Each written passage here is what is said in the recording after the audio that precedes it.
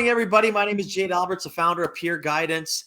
Welcome to another Telling It Like It Is. Sharing knowledge and stories is why I started Telling It Like It Is. It is live on LinkedIn and Facebook. If you have any questions, please plop them into the comment section there. We will answer them. If you're watching this after the fact on a social media channel, put them in there. They will get answers. I would like to thank Bitvo for their sponsorship. They are on a mission to become Calgary's premier cryptocurrency exchange. Digital currencies, real people. They now have a referral program, and they are announcing some new digital coins to their platform this week. Check them out. Bitvo.com will be in the comment section shortly. And I am excited about today's guest. It's been a long time coming to get Nicola on the show. How are you doing today? I am doing great, thanks. Happy to be here. Very impressed at your very professional podcast, live kind of voice. I'm going to practice that a little bit myself. But yeah, it's great to be here. Thanks for inviting me. Yeah, it's almost 100 and over 190 episodes of starting it the same way. So it's kind of have it down packed, but I still stumble every now and then. I'm like, I'm going to change it up today, and then mid-sentence I was like, don't do it. No, I just tongue-tied myself like I'm an idiot. I don't know why I did that. It's cool. Be cool. Exactly, right? It'd be cool. I love talking about how we met, because networking is such an important part of business, entrepreneurship, life in general. And we met through the CIC, and we had a coffee meeting, and then I finally met you in person, literally probably 3 weeks ago at the Startup TNT Thursday night event. So that was great. Yeah, no, totally. And do you know what, actually, Jade, I think the CIC meeting that you reached out to me after, that was probably my first CIC meeting. I was very new to the ecosystem, really didn't know anyone. And so I really appreciated you. I think you're so much at the center of the ecosystem. I think it's really important to have people like you who, you reach out and you make connections and you connect other people as well. I just really appreciated you sort of, contacting me and having a chat. Like I said, I was pretty green, pretty new. So it was great to be sort of welcomed in that way. And yeah, like you said, the CIC is a great opportunity for that. Oh, it is. And if someone pops into the ecosystem that's new that I don't know, I was like, oh my God, where did she come from? What's her story? I Exactly. The funny thing is, I did it yesterday with Karen, and we met for coffee because her first CIC meeting was last week. And I was like, oh, I don't know who this person is. I got to meet them. Yeah, and just characters like you are so crucial to an ecosystem to actually make people know each other. Because it's a fair point. I go to the CIC meetings and I see new people all the time, and I don't always reach out. So actually, maybe I need to hold myself accountable better for that. I think you should. Yeah, well, maybe I will. Well, let's get into talking about W21C. So, yourself, obviously is the heart of the organization. It is a bigger organization, and we'll kind of talk about that in the next upcoming half an hour. But SPARK aims to bridge the gap between academia and industry. So please tell us more about the program. Yeah. So the concept of SPARK is essentially a translational research program, and the idea behind translational research is that in universities, great research is done and discoveries are made, which quite often, more often than not, don't actually make it to impact patients. And so it's related to medical research. And so, a PI will do some research, they'll publish a paper, and, that'll go on their academic record. And then the impact stops there. It doesn't necessarily actually get to benefit anyone who could use this. So the idea behind the SPARK program, behind the translational research program, is to try and take these projects and move them further along on their journey towards actually impacting the people who it's aimed at impacting. So SPARK Calgary, alongside Dr. Scott Kraft, who's the SPARK Calgary director, we launched in April 2020, right at the beginning of the pandemic. Great time to start a program. We've managed to survive until now. We're now prepping for our third cohort, so we'll be opening recruitment pretty soon. The idea behind the program, I say translational research program, you're probably like, what is that? What does it actually look like? How does it work? So there's 4 components to the program. So we support primarily academic digital health innovators. There's 4 components. So we provide access to an industry advisor group. So that's digital health experts, industry experts, through kind of like quarterly project update presentations. So our teams get to present their work and what they've been doing and troubleshoot some, the issues they've been having to this industry advisor group. So that's the first component. We provide education. So some of them we put on ourselves, some of them I sort of curate opportunities from the ecosystem, because as you know, there's a ton going on in the ecosystem. So it's like getting those sort of like workshops and talks in sort of product topics related to product and business development. So that's the second component. Third component is project management support. So I don't think the teams always love doing this, but they actually meet with me and Scott on a monthly basis to discuss what they've been doing that month, what they plan to do next month. And this is basically just an accountability piece to make sure that they are still working on their projects, setting goals for themselves, occasionally meeting those goals. And then the fourth component is we provide access to some in-kind resources. And so some of those resources are through W21C, some of those resources are through other ecosystem partners like the Life Sciences Innovation Hub at Innovate Calgary.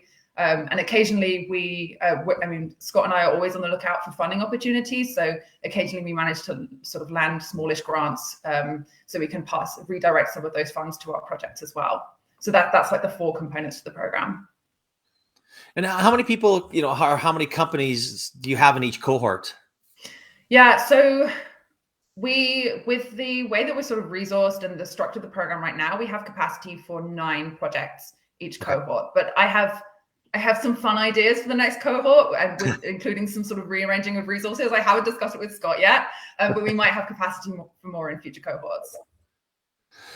Well, I mean, I think 9's probably a good number, right? It's quite a lot, yeah. You can work with them, get in there, help them out, really spend some time with 9. If you get into that 15 to 20, you're yourself and Scott, you just get pulled in so many different directions.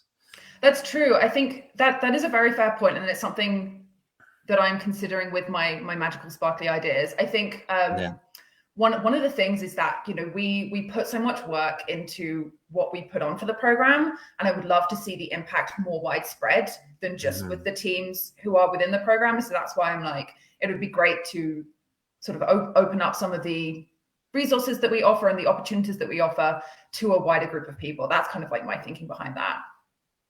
Well, speaking of a wider, I mean, SPARK is a global network. How does the Calgary, hub and center fit into that network?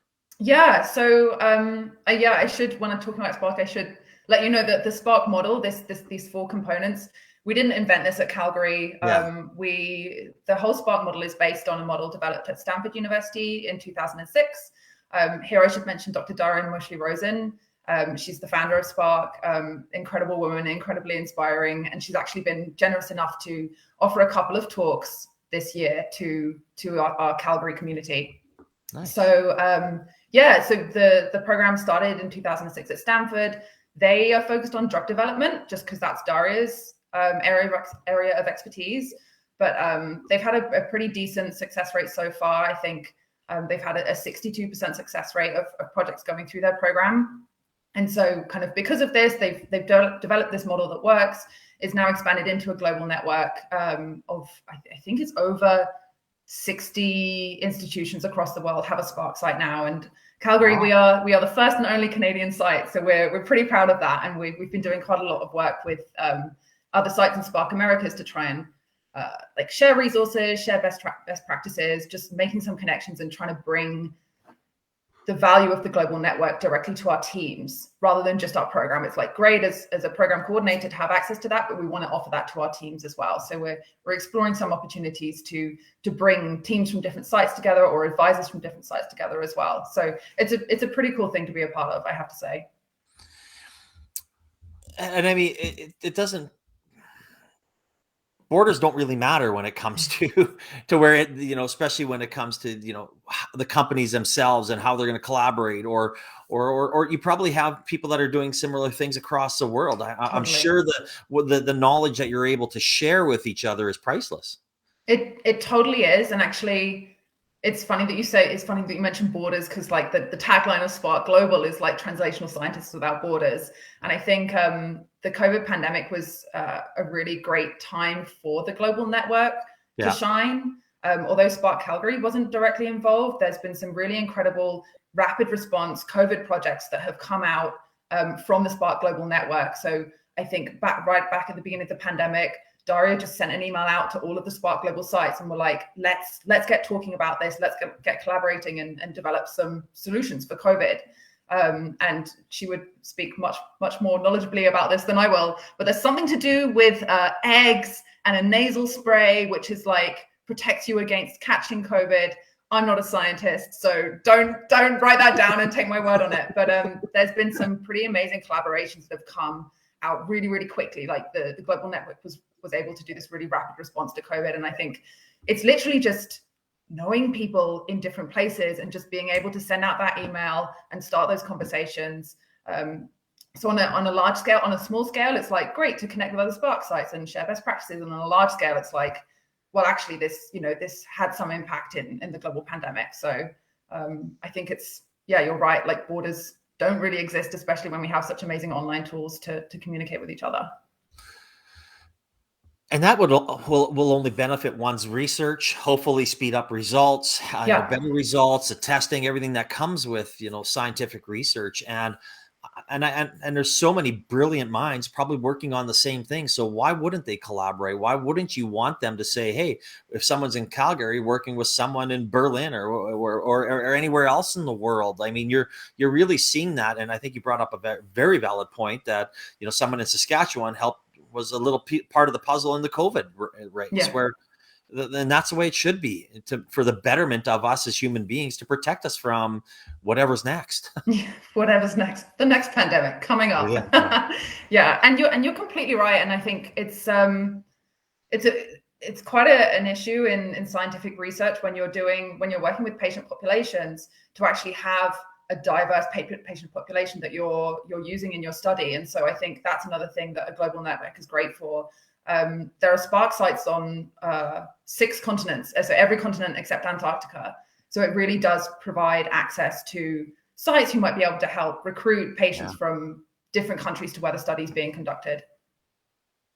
No, absolutely. I think that's such a, when people hear about SPARK, they probably think, oh, it's just a little Calgary thing, and they don't dive into it, right? And they realize it's actually a global network, and which can really help the scientists and the companies that want to start here and grow and learn and share their ideas. So how does one company apply for your program, and what type of companies are you looking for?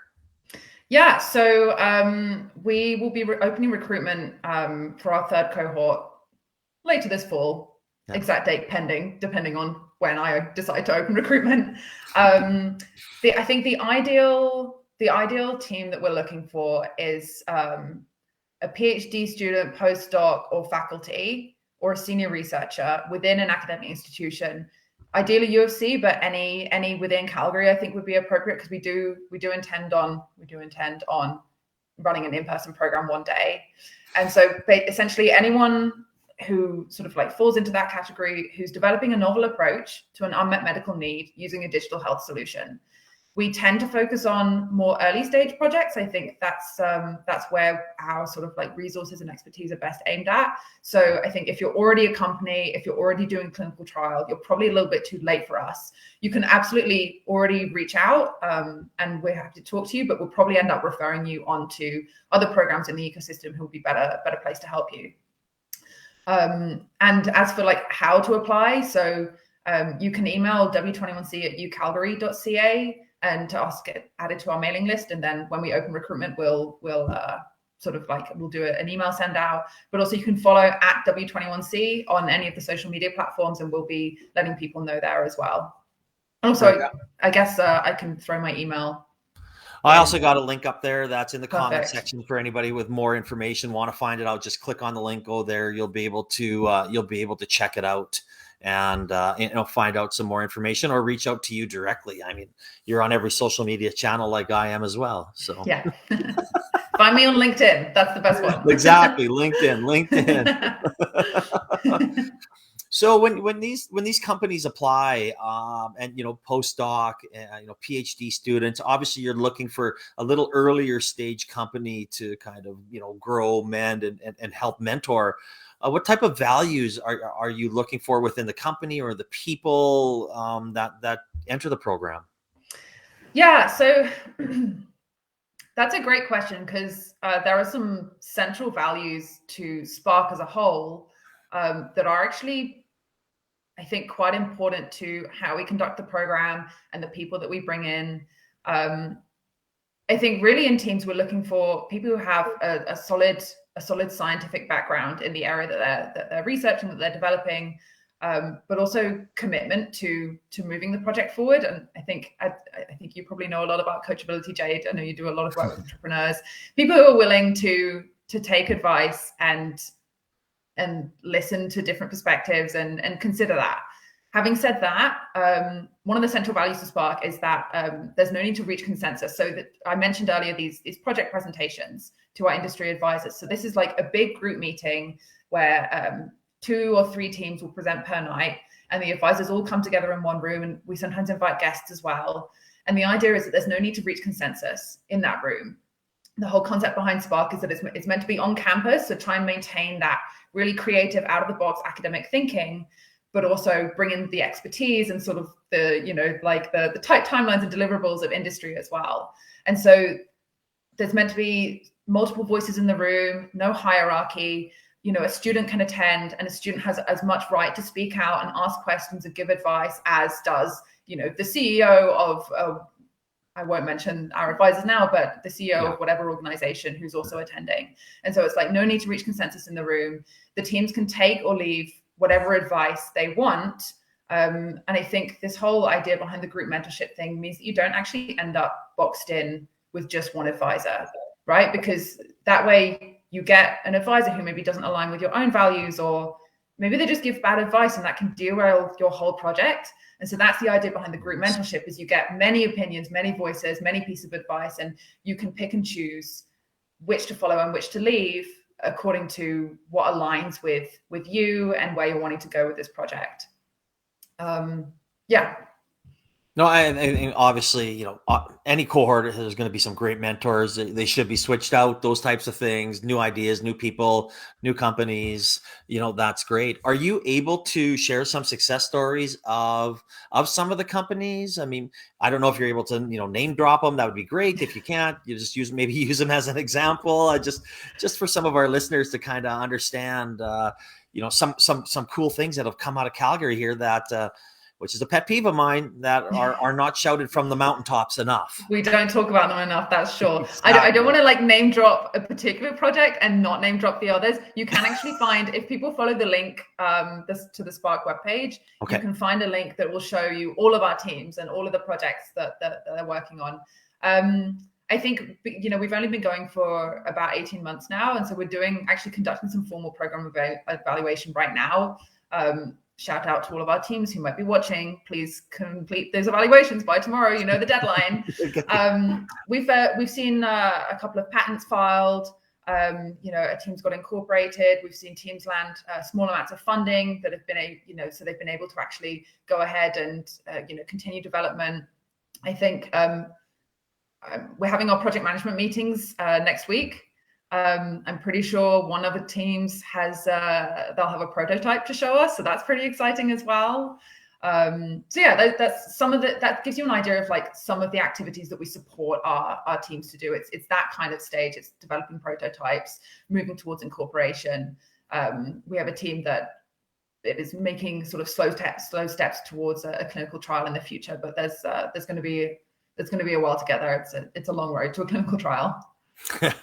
Yeah, things move a little slower in the scientific world. They do indeed, especially in the health world. Exactly. No, I get that, and I mean, with 18 months under your belt here, I guess there's still some good things coming. Again, anybody wants to go find out more information, please click on the Spark link in the comment section. It'll take you directly there. When it comes to they apply, they go through your program. Do you have anything post set up right now that there's check-ins, you have your mentors check in? Do they stay with the companies? Do you have get-togethers with the groups to kind of keep them engaged? Yeah, so we try and run sessions twice a month. So once a month there'll be some kind of like education session that we put on, that I sort of twist all of my team's arms into attending. And then once a month, we also try and have the project update presentations. So that's bringing in the advisors as well. So one thing I should mention is all of our advisors are actually volunteers. We don't pay any of our advisors. And so it's kind of like a lot of the advisors, again, we recruited, they were essentially friends of W21C and friends of the director, Dr. Scott Kraft. And so we always say that, this should be something that you want to come to. It should be something fun. It should be something that you enjoy doing as well, and that you get something out of as well. Like maybe, an incentive is I get to network with other like-minded people within Calgary. And actually we have advisors from across Canada as well. So we try and come together as a group twice a month. I think it's been challenging in the virtual context to really establish those relationships. Obviously, as program coordinator, I think I have a pretty good relationship with every team, but the teams with other teams, I'm not sure if they actually super know each other that well. So that's why we're really trying to push our way out of this pandemic so we can actually get together in person, because there is nothing replaces meeting in person, sharing a meal, having a drink together, and just sharing some of that small talk as well. I think that's so essential for building relationships, and that's something it's difficult to facilitate that on Zoom. No, I totally agree. I was pretty excited when we met when we met in person. I did tons of walk and talks. I'm a people person. I want to meet the person. The number one rule to come on, the only rule really to come on telling it like it is that actually I have to meet you. And obviously in the last 18 months, it's been a lot of Zooming or that type of way. But before, it was just sit down and have a coffee or have a beer and let's hear a little bit more about yourself. So I think that's great. And I love the mentor side of things, right? I still have my mentor. I think it's very important. I love the fact that they're not paid. I think if mentors are paid, they're there for the wrong reasons. That's just my opinion, whether someone agrees with it or not. But I think there are benefits. There are benefits to a paid mentorship arrangement. For example, so one of the benefits that we're able to offer our SPARK teams for this cohort and for our following cohort, which is a really generous sort of gift from the Life Sciences Innovation Hub, is all of our teams get access to 15 hours of their expert advisor program free of charge. And so it's not a mentor arrangement. They have expert advisors, like a roster of expert advisors who essentially act as consultants. And so our teams don't pay them, but Innovate Calgary and the Life Sciences Innovation Hub pay them. So I think there are benefits sometimes to a sort of like a paid mentorship relationship, but in the context of SPARK and sort of in relation to the values of the program, it's really meant to be bringing people together. Let's talk, let's share ideas, no hard feelings if I don't agree with you. And it's really meant to be this like free flow of dialogue both ways. Awesome. I love that. I love that. So what's next for Spartan W21C? Yeah, so like I said, we'll be recruiting for our third cohort of SPARK later this fall. We'll be onboarding new projects in March, probably. With regards to W21C, we've recently applied for a grant to set up a digital health collaboratorium, which you're probably thinking that is a made-up word. Correct, it is. And the idea is that it'll be a sort of a digital health hub to sort of facilitate integration in the ecosystem. And so we're really hoping we land that grant. We're really hoping we get the money for that. And if we do, then SPARK will be sort of like an existing component of this hub. And so we're really excited to be a part of that as well. And honestly, I think the more integration and cohesion within the ecosystem that we can help manifest, the better. Because I think it's only going to be a benefit to us as program coordinators, but also to our entrepreneurs if they actually have this roadmap of where to go and who can help them. And, I need advice on this, who can I ask, rather than the sort of the word of mouth referrals that happen so far. I think if we can sort of build a little bit more structure around that, like the Digital Health the Digital Health Collaboratorium is planning on doing, I think that will be only of benefit to our entrepreneurs and ultimately the economy as a whole. Oh, absolutely. I couldn't agree more. Right. And I mean, I think this is such a great program that, again, is not talked about enough, especially in the scientific. I mean, the scientific world kind of starting to know it, but now that you're with the CIC and getting people out there and understanding what exactly you do, because it's not a typical entrepreneur world when it comes to, like I can't, I mean, on the business side, yes, everything else, absolutely not. And there's a select few mentors out there and people that actually can help these companies. So I think it's going to be really beneficial to our community and our entire ecosystem and province as you start rolling forward.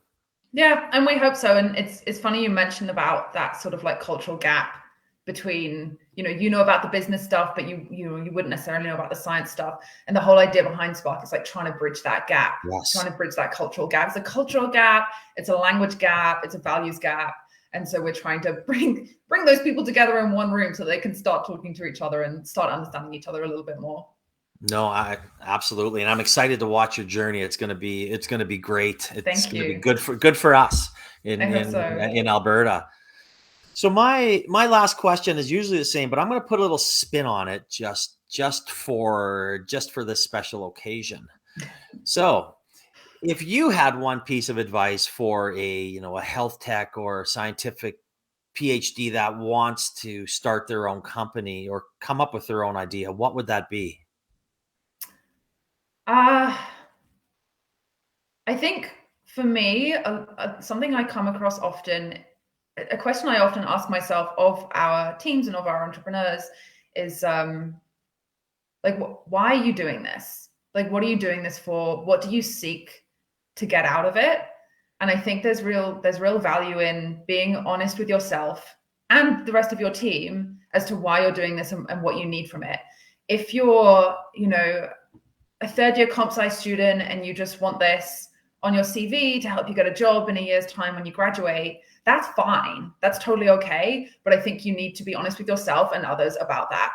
I think self-reflection is something that's it's not really a skill that's like overtly taught. And don't ask me how you would actually teach that. But I think it's a really valuable skill, so that you don't waste your time and other people's time going down a rabbit hole that actually ultimately you're not really committed to.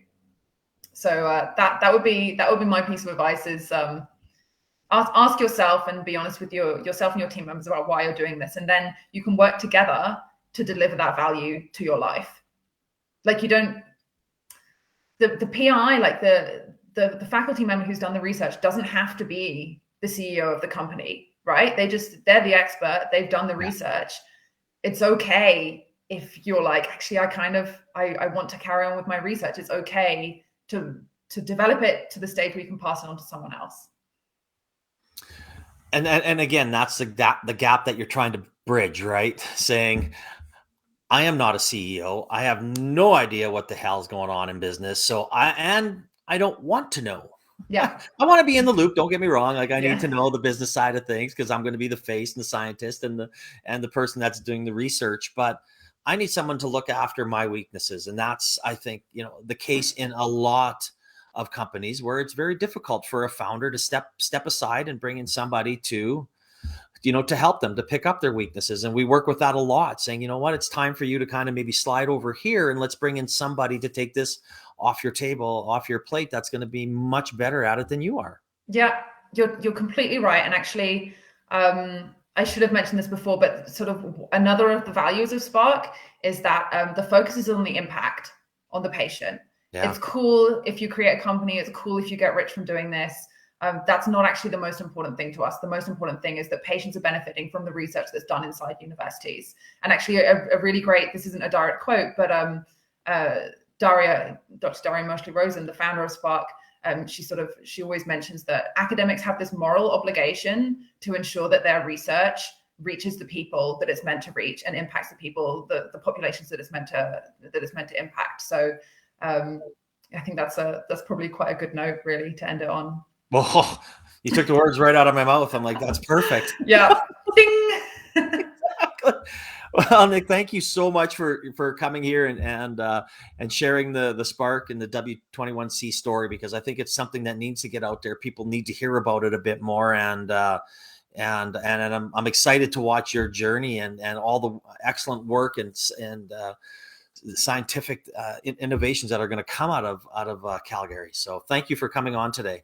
Thank you for having me. Oh, and also thank you to Bitvo for sponsoring the show. There are new coins being launched this week, so check them out. And again, anybody that wants to check out Peer Guidance, Bitvo, or Spark, the comments, just click on the link in the comment sections, and you'll be able to go directly to their site. So again, Nick, thank you very much, and I look forward to having a beer with you again soon.